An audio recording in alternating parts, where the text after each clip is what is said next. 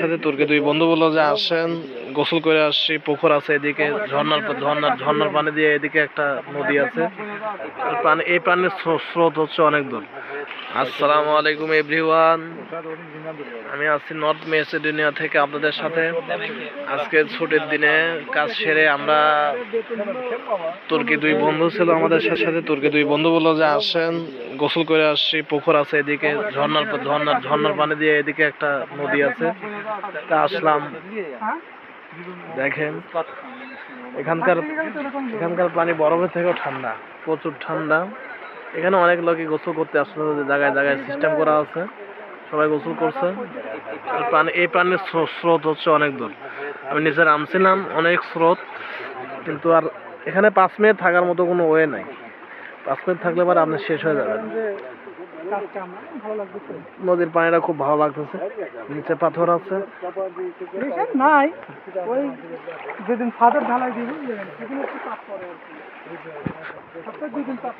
কঠিন এক অবস্থা।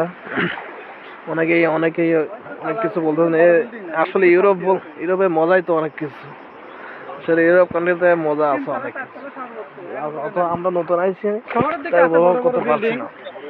ঠিক আছে, যাই হোক, এখানে অনেকে রেস্ট নেয়, অনেকে অনেক কিছু করে। অনেক অনেক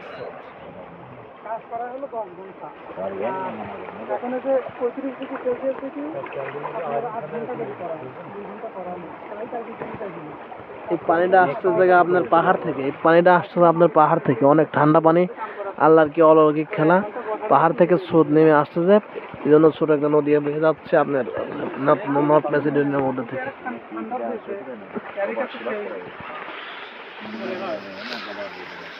আমাদের দেশে 43 ডিগ্রি শুনলে ওরা মাথা কাটবে। আসসালামু মাফি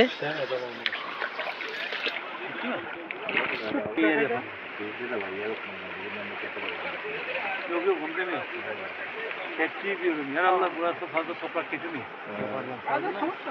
आखिर पूरी गजल আমরা যেখানে প্ল্যানিং করছিলাম 9 জন একসাথে আছি।